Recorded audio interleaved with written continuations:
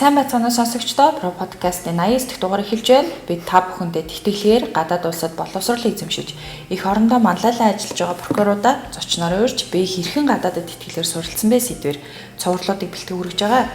Ингээд энэхүү цувралын 6 дахь зочноор хаан улд дүүргийн прокурорын газрын хяналтын прокурор Нанди Эрдэнэ оролцож байна.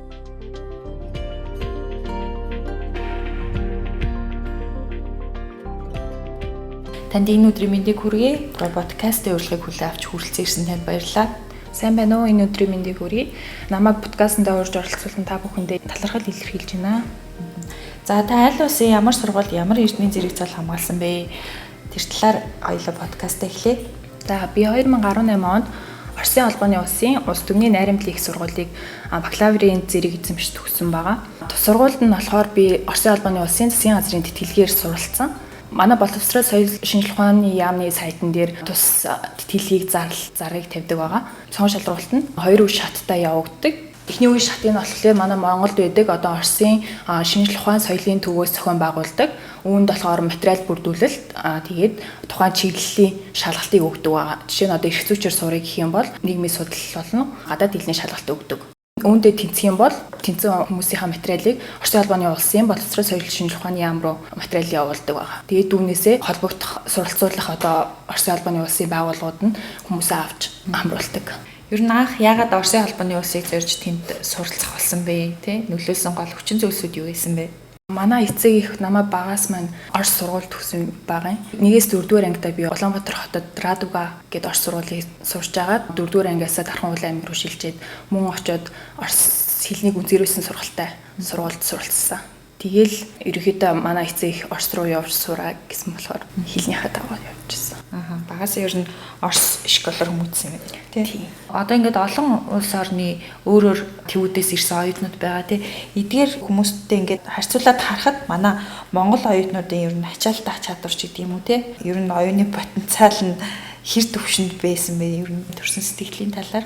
Тухайн үед манай курсд надад нэг монгол охин байсан. Тэгээд дундаасаа шилжиж авсан байхгүй. Ер нь бол курстэй бол ганцаараа монгол байсан.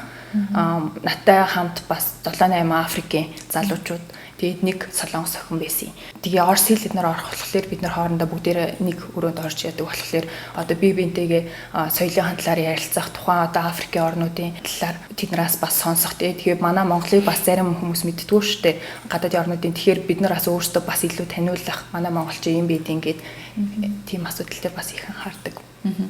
Нийгэм соёлын асуудлуудаас гадна олон орны оюутнууд ингээ хамт байхдаа тий ер нь боловсролын системийн талаар ч юм уу тий манай улсад бол ерөнхий боловсрол юм байдгаа танай улсад ямар байдаг вэ гэдэг байдлаар юм уу тий хоорондоо та ярилцж ийсэн үү тэндээс одоо сонсогчдод сонирхуулахаар мэдээлэл өгвөл манай ангид байсны солонгос охин ярихтаа болохоор Оросд ирээд айгүй их нөгөө жоохон ачаалтай байна гэж ярьдаг гэсэн байхгүй нөгөө шахуу хуваартай тэгэл багш нарын амирхтай хаалгуур өгдөг би даалтуудыг хөгж जैन би ерөөсөө амжихгүй байна гэдэг тиймэрхүү асуудал бас ярьдаг гэсэн. Тэгэхээр бас солонгост арай нэг чөлөөтэй байдсан болов уу гэж би бас ярианаас нь бол сонсч ирсэн. Ерөнхийдөө бол манай монголчууд дандаа цагийн цагт нь бүр тулгаж хийдэг. Тэртэл дээр багш нар айгүй их шүүмжлэлтэй ханддаг байсан. Таны суралцаж төгссөн Оросын албаны улсын улс түмний найрамдлын их сургуулийн бусад сургуулиудаас ер нь онцлогтой давуу талууд юу байсан бэ? Манай сургууль нь ер нь бол гадаад орнуудаас төлхөө их оюутнууд авдаг байсан. Одоо 160 гаруй орноос оюутан суралцдаг байсан. Үүн дундаа 10,000 гаруй гадаад оюутантай гэж бүр явдаг байсан. Гадаад оюутнууд нь болохоор энэ тентхийн бүр амар олон орноос ирдэг. Дээрээс нь биднийг одоо жишээ нь дотор байранд байлгалаа гэхэд цаанаасаа нөгөө хуваарлт хийхдээ нэг өрөөнд одоо нэг улс орны хүмүүсийг аль болох оруулахгүй байх хичээдэг. Учир нь нөгөө нэг хилэнд нь нөлөөлөх учраас аль болох гадаад орны хүмүүстэй оруулдаг байсан. Тийм болохоор нөгөө гадаад найзууд ихтэй тэгээ хоорондоо ч гэсэн харилцаад ч гэсэн одоо жишээ нь би зөвхөн орсолтой хүнтэй нэг өрөөнд орохгүй өөр бас Африкийн хүн ч юм уу эсвэл Палестин янз бүр Азийн хятад ч юм уу тийм хүмүүстэй ороход бид нэр орсороо холбохгүй махад ядаж англи дээр ч юм уу ярих тийм асуудлууд бас гардаг гэсэн. Нэгээс дэш нэг бус хийлийг давхар илүү сайжруулах боломж бүрддэг гэсэн гэж ойлгодог би. Тэтгэлэг төлбөрийн шалгуурыг хангахаас гадна тухайн сургуулийн тавьж байгаа шалгуурууд нь юу байсан бэ те? Ерөнхийдөө бол нөгөө тэтгэлэг төлбөр нь болохоор цаанаасаа одоо жишээ нь бакалавр сурахаар бол 10 жилдээ одоо 80-аас дээш оноотой гэрчлэгээтэй хүүхдүүдийг авдаг байсан. Дээрээс нь тэгээд шалгалтын үр дүнг харгалцсан Бусад тал дээр бол тэгж өөр илүү бол шалгуур бол тавьдгүй. Ерөөдөө эсэлтийн ерөнхий шалгалтын яоногоор гэсэн үг. Үгүй тусдаа тэр одоо манай хэлээд байгаа Монголд байгаа тэр Оросын шинжлэх ухаан соёлын төв дээр цаанаас нь тусдаа өөрсдөө шалгалтаа авдаг гэсэн үг байхгүй юу? Одоо Орос хэлний шалгалтаа нийгэм судлалын шалгалтаа тусна авдаг. Ийшээс гадна гэсэн үг. Энэ шалгаруулалт нь болохоор одоо энэ оны 3 сард ихэд бол ер нь шалгалтаа аваад тэгээд 5 сард тэнцүү хүмүүсийнхаа материалыг цаашаа Орос руу явуулаад биднэрт эргээд 7 сард ч юм уу хариу нэрээд тухайн сургуулиас нь урилга ирдэг. Мэдээч нөгөө гадаад хэлтэй болохоор илүү давуу талтай.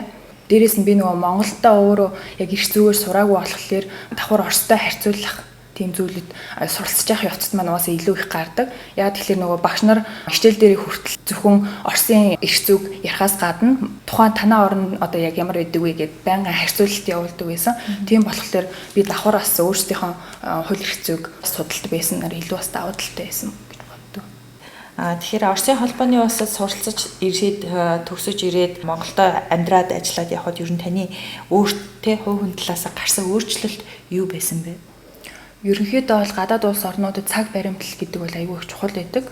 Би 10 жилдээ ч гэсэн нөгөө сургуульд исэн болохоор анхнаасаа цаг баримтлалтай ер нь явдаг байсан. Москвад очиод ч гэсэн мөн цаг баримтлалыг бол аюул их багш нар их чухалчилж тавьдаг. Дээрээс нь цагийн ямиг цагт нь хийх зарчмыг бас бид нарт аюул их тавьдаг байсан. Хугацаанд одоо илтгэлээ өгөх, бие даалтуудаа өгөх тэн дээр бол аюул багш нар анхаардаг байсан бид нарт. Тийм болохоор цагийн ямиг цагт нь хийх гэдгийг бас их сурч авсан. Тэгээд дээрээс нь Монголд ирээд дараа нь одоо ийм цаг баримтлалгүй асуудал төр жоохон бухимдах гэдэг бас асуудал гардаг. Хаяа. Тухайд суралцж байх үед ер нь хүндрэл бэрхшээлтэй зүйлүүд байсан уу? Тэгээд эдгээрийг хэрхэн яаж даван туулж яваа? Анх очиод 1-р курстээ ороход шууд Орос багш нартай харьцахлаа нөө зарим юм нь ойлгохгүй тохиолдол зөндөө гардаг. Тэгээд лекцээ гүйцэд бичиж авч чадахгүй. Тэгэхээр нөгөө ангийнхаа Орос хүүхдүүдийг гуйгаал энэ ямар учиртай яахыг ингээд асуухлаа манай Оросууд бол аюу илдгээр хүлээж аваад тусрахгүй ханддаг байсан. Ямар ч төртөлгүй тайлбарлаж өгдөг. Гадаад оюутнуудтай их тусалдаг байсан. Суралцж явах хугацаанд даатгалын ажил гэж хийж ивэ те хаана хийж исэн бэ? Яагаад тухайн газар хийхэр болсон юм болоо? 2 удаа даатгалын ажил хийлгэжсэн. Нэг нь 2 дугаар курсын сүүлд, нөгөөх нь болохоор 4 дугаар курсын эхэнд даатгалын ажил хийлгэжсэн. 4 дугаар курсын эхэнд хийсэн даатгалын ажлаа болохоор би Монголд прокурорын байгууллага болон шүүхэд даатгалын ажлаа хийжсэн. Оросд хийх гэхлээр Оросын холбооны улс өөрсдөө прокурорын байгууллагад хийх зөвшөөрлийг нь юу нь олгодгүй.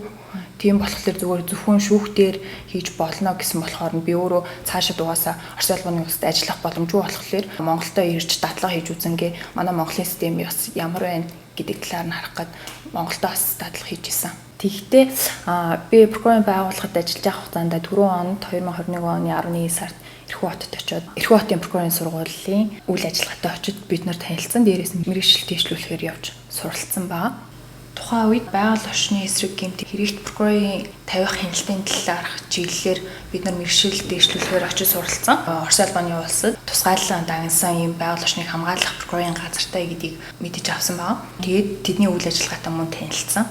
Өөр онцлог ихлээр Оросын холбооны улсад бас прокурорын сургууль гээд бүр тусдаа дагнсан сургууль гэдэм билээ. 5 салбар газартай. Нэг нь болохоор Эрхүү. Тэгээд бид тийшээ очиж туршлага судалсан байгаа. Прокурорын сургууль нь тийм дагнсан байдлаар байгаа нь өөрөө чадварлаг боловсон хүчин бэлтгэхэд илүү ач холбогдолтой юм болов уу гэж бас харсан. Тэгэхээр таны өдөр тутамдаа ажилдаа амьдралдаа ер нь баримталж явдаг зарчим юу вэ те? Үүнтэй холбогдуулаад таны хэлэх хамгийн дуртай үг юу вэ? Миний хамгийн их дуртай үг эзэн хичээвэл заяач байна гэж байгаа.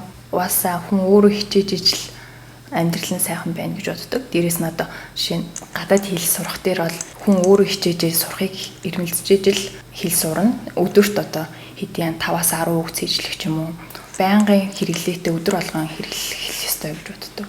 Өдөр тутамдаа кино ч юм уу, ном ч юм уу тиймэрхүү юмнуудаа бүгдийн дандаа тухайн сурах гэж байгаа хэлтэн дээр үзүүлэх зүгээр санагддаг. Би жишээ нь гэхэд дандаа орос хэл дээр киногоо үздэг. Сабтайтлтай байлаачсан солонгос ч юм уу, англи, америкийн кинонуудаа дандаа орос сабтайтлтай үздэг. Тэр нь илүү бас их зүгээр санагддаг. Байнга өдөр болгон би өөрөө нөгөө ажлынхаа хажуугаар хэрэглэх боломжгүй болохоор ядаж киногоо ч гэсэн тийм дээр үзэх ч юм уу. Эсвэл мэдээллүүдээ бас мөн орос дээр хайдаг.